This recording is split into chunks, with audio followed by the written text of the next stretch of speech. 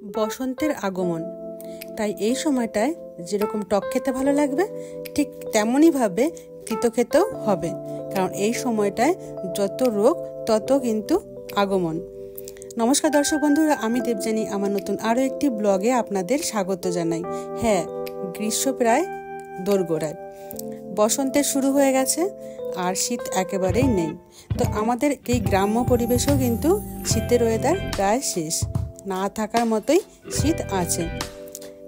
কাঁথা গায়ে দিলে গরম লাগছে, আবার ফ্যান চালালে শীত লাগছে, এরকমই একটা ওয়েদার। দারুণ মিষ্টি ওয়েদার, আর এই মিষ্টি ওয়েদারে কিন্তু আমাদের টক তেতো এগুলো কিন্তু খেয়ে রাখতেই হবে।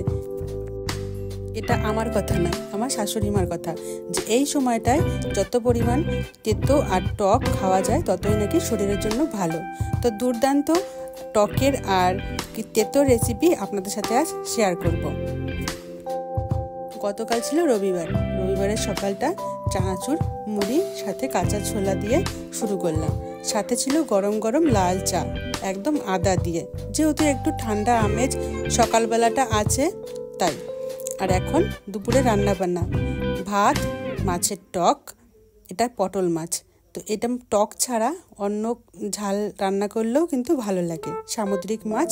আর মূলত এই মাছটা এখানে সবাই টক রান্না করেই খায়। একটা পাকা পুরনো তেঁতুল দিয়ে টক রান্না করেছি, খুব চটজলদি হয়। আর এই রান্নাটায় কোনো মশলা বাটাবাটির ঝামেলাও থাকে না। এক পাশে ভাতও বসিয়ে দিয়েছি। টকের মতো সহজ রান্না এ দুনিয়াতে মনে হয় কিছুই নেই, তবে টক করলে কিন্তু আলু ভাতে করতেই হবে। হ্যাঁ, আলু সেদ্ধ মাখা, সাথে করেছিলাম সিম ভাজা, আর ছিল বিনস সেদ্ধ, আর এই যে মাছের টক। এটা দিয়েই সকালের খাওয়া দাওয়া সারবো। বাড়িতে মাত্র 3 জন আমরা। এখন রিদ্ধি স্কুল চলে গেল ওর বন্ধুর সাথে। আর এভাবে চলে গেলে মনটা সত্যি একটু খারাপই লাগে। ছোট ছোট দুটো বাচ্চা, আর রাস্তায় প্রচুর গাড়ি। রিদ্ধি জুতোটা একটু ডিস্টার্ব হচ্ছিল, তাই আবার চেঞ্জ করে অন্য জুতো পরে গেল। এখন অনেকটা পরে রিদ্ধি বাড়িতে চলে এসছে, এসে পড়াশোনা করে এই যে খেলতে বসেছে। প্রায় রাত 8টা মতো বাজে। তো এগুলো নিয়েই ও খেলছিল। আমার কিছু কাজ ছিল, সেগুলোই করছিলাম। তো বাচ্চাটাকে ঠিকভাবে সময় দিতে পারি না, ঘরের এতটা কাজ থাকে বলে। তো নিজেই এইসব করে। দারুণ করেছে কিন্তু জিনিসটা। বললো মা একটু দেখো, কিন্তু সে দেখার মতো সময় ছিল না। আমি বললাম একটু ভিডিও ক্লিপ নিয়ে রাখো, আমি দেখে নেব। তো সেটাই করলো, ছোট হাতে ছোট্ট ভিডিও। আপনাদের কেমন লাগলো ওর তোলা ভিডিওটি আর এই সাজানোটা অবশ্যই কিন্তু কমেন্টে জানাবেন। রাতে করলাম সমস্ত রকম সবজি দিয়ে চিকেনের ঝোল, গাজর, পেঁপে, বিনস, আলু। তো এই চিকেনের ঝোলটা ভীষণই হেলদি, কম মশলায়, আর ভীষণই টেস্টি। তো এরকমভাবে চিকেনের ঝোল আগেও আমি রেসিপি দেখিয়েছি, আর এটা আমাদের বাড়ির খুব ফেমাস একটা রেসিপি, সবারই খুব পছন্দ। আসলে অল্প চিকেন ছিল, তো সবাইকে অল্প চিকেন দিলে কিভাবে দেব সেটা নিয়েই ভাবছিলাম। তারপরে ভাবলাম যে সবজি দিয়ে এরকমভাবে রান্না করি। সাথে ছিল উচ্ছে সেদ্ধ। তো এটা দিয়েই রাতের খাবার সারলাম। বর বাজার থেকে অনেকগুলো টককুল এনে দিয়েছিল, আর জানে আমি এগুলো খেতে ভালোবাসি। তাই সামান্য একটু গুড় আর বিট নুন দিয়ে 5 ফোড়ন, শুকনো লঙ্কা ফোড়ন দিয়ে টককুলের চাটনি বানিয়ে নিলাম। গরম গরম ভাতের সাথে এই চাটনিটা অপূর্ব লাগে। রেখে খাবো, আর হয়তো থাকবেও না রিদ্ধির জন্য। আর রিদ্ধি এই টককুলটা ভীষণ পছন্দ করে, যে কোনো টক জিনিসটাই ও ভীষণ পছন্দ করে। দারুণ হয়েছিল খেতে। আর এই টককুলটা গুড় দিয়েই বেশি ভালো লাগে। আমি সবসময় চেষ্টা করি গুড় দিয়ে বানানোর, আর গুড় তো একদম রেডি করেই রেখেছি। সারা শীত, যতদিন শীত থাকবে ততদিন অল্প অল্প করে সমস্ত কিছু খাওয়া হবে। রবিবারের দুপুর, প্রচণ্ড রোদ, তেমনই গরম। দুপুরবেলাটা এতটা রোদ হওয়ার জন্য গরমটাও অত্যাধিক, ঠিক যেন গ্রীষ্মকাল মনে হচ্ছে। ঘরে কেউ নেই, নিজের হাতেই সমস্ত কিছু পুজো করে নিয়েছিলাম। এটা অনেক পরের ভিডিও আপনাদের সাথে শেয়ার করছি, আর অনেক আগেই তোলা হয়েছিল। আর এখন পুজো দেওয়াও কমপ্লিট। অনেক পোশাক ছিল, রোদ দেখে সমস্ত পোশাক কাঁচা ধোয়া করে ছাদে মেলে দিয়েছিলাম। সাথে কিছু পাপোশও ছিল।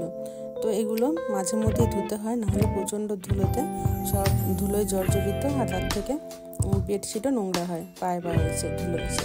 তো রিদ্ধির রোববার স্কুল ছুটি ছিল, তাই ব্যাগটাও কেচে দিয়েছিলাম। আর এই ভিডিওগুলো অনেক পরে শেয়ার করছি, এগুলো অনেক আগে শেয়ার করার কথা ছিল, কিন্তু ক্লিপ যেরকম নেওয়া হয়েছে সেরকমভাবেই শেয়ার করছি আর কি।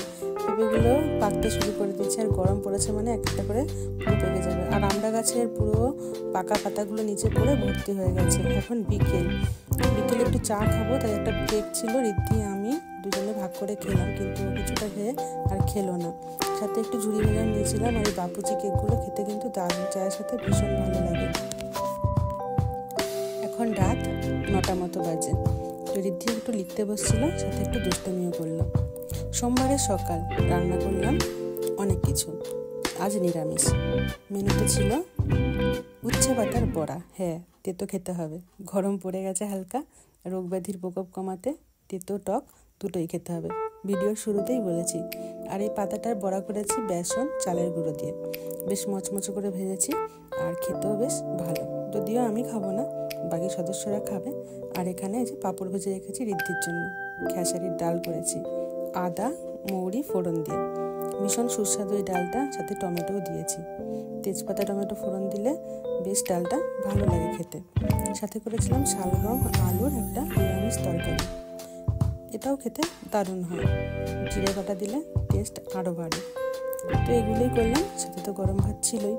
ভেবেছিলাম আরও কিছু করব, কিন্তু সময়ের অভাবে কিছুই হলো না। ঋদ্ধি স্কুল যাবে, তাড়াতাড়ি ওকে ভাত খাওয়াতে হবে।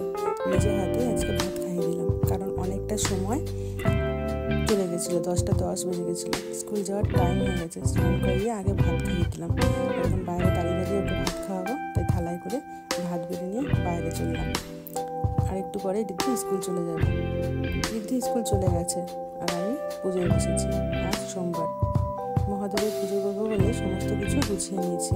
ঋদ্ধির বাবা সমস্ত পুজোর বাজার করে দিয়েছে। এখানে বিভিন্ন রকমের ফুল ছিল, আকন্দ ফুল, ধুতরা ফুল, গাঁদা ফুল, আর রজনীগন্ধার মালা, গোলাপ ফুল। এখানে ছিল দুধ, দই, মিষ্টি, আর কিছু ফলের বাজারও আছে। সেগুলো হলো কলা, লেবু, পেয়ারা, কুল আর আপেল, পেয়ারা। তো 5 রকম ফল দিতে হয়, সেই ফলগুলো আলাদা করে ধুয়ে রেখেছি। এখন পুজো শেষ, এরপরে নিজের জন্য কিছু বানাবো, তাই রান্নাঘরে যাব। আর এই যে পুজো একদম কমপ্লিট হয়ে গেছে, খুব সুন্দর লাগছে সাজানো, সত্যি ফুল দিয়ে সাজালে কিন্তু খুব সুন্দর লাগে। তো আমি চেষ্টা করি প্রত্যেক সোমবারে একটু সাজিয়ে গুছিয়ে পুজো করার, মনটাও ভালো লাগে তাতে। প্রত্যেক সোমবারের মতো আর এই সোমবারেও কিন্তু আমি ভাত খাবো না, সোমবার করি তাই ভাত খাবো না। আর এই সুজির পোলাও করে নিয়েছি, ভীষণ টেস্টি হয়। সামান্য নুন, সন্ধ্যা লবণ, একটু ঘি আর একটু চিনি দিয়ে এই পোলাওটা বানাই। সাথে একটু গরম গরম চাও করেছি আজ, চা আর পোলাও খেয়ে নেবো। তো এটাই আজ সারাদিন খেয়ে থাকবো। অন্যান্য সোমবার লুচি করি, বাট এই সোমবারে আর লুচি করার মতো টাইমও হয়নি, আর ইচ্ছাও করেনি লুচি খাওয়ার জন্য। এখন 2টো বাজে। কিছু প্যাকেজিং ছিল, এগুলো প্যাকেজিং করব, আর করা হয়েও গেছে। তো এগুলো ডেলিভারি হবে খুব তাড়াতাড়ি, তাই জন্য রেডি করে রাখলাম। আরও কিছু স্টেনসিল আছে, সেগুলো রেডি করতে হবে। আর এগুলো হয়ে গেছে, এগুলো এখন একদম মার্কেটে যাওয়ার জন্য তৈরি আর কি। বিভিন্ন রকম ডিজাইন ছিল, খুব সুন্দর সুন্দর ডিজাইন, আর এগুলো অনেক দূরে যাবে, আর অন্যান্য ডিজাইনগুলো রেডি করতে হবে। তো এগুলো করার পরে ঋদ্ধিকে আনতে গেলাম। ঋদ্ধির স্কুল থেকে এখন ছুটি হবে না, টিফিন টাইমটা আমি একটু যাই, ওকে দেখে আসি আর থালা ধুয়ে দিয়ে আসি, কারণ মিড ডে মিলের খাওয়ার পর প্রচুর ভিড় হয়, কয়ে হাত ধুতে পারে না ভালো করে। আর এগুলো আবার এসে কিছুটা বাকি আছে, সেগুলো আবার এসে বাড়ি এসে করব। তো এখন স্কুলে যাব, তাই খুব তাড়াহুড়ো আর কি। তো ঋদ্ধি এখন স্কুল থেকে চলে এসেছে, ও দাদু নিয়ে চলে এসেছে। আর এই বললো আম্মা আমাকে প্রসাদ দাও, তাই ওকে মিষ্টি, পেয়ারা আর দই দিয়েছিলাম। দই খায়নি, মিষ্টিও খায়নি, পেয়ারাটা খেয়েছে অনেক বকে ঝোঁকে। এখন ঋদ্ধি খেতে চায় না ঠিকভাবে, জানি না কেন। আর আমি একটা আপনাদের সাথে ভিডিও শেয়ার করি, এটা অনেক পুরনো একটা ভিডিও। তো আমাদের এখানে হনুমান পুজো হয়, তো তারই প্রসাদ পর্ব চলছিল। তো দেখুন লোকের ভিড় আর লোকের সমাগম কীরকম। এটা আমাদের বাড়ির একটা সাইডে আর কি, আমাদের বাড়ির মধ্যেই খাওয়ানোর ব্যবস্থা করা হয়েছিল। তো এত জমায়েত, আর বিভিন্ন গ্রামের লোকেরা এখানে আসে প্রসাদ নিতে। এখন বিকেল 5টা মতো বাজে, আবার একটু সুজির পোলাও করে নিলাম, সাথে গরম গরম চা। তো এটাই ছিল আমার একটা ব্লগটা কেমন লাগলো অবশ্যই কমেন্টে জানাবেন। যদি ভালো লেগে থাকে লাইক, কমেন্ট আর শেয়ার করে সঙ্গে থাকবেন।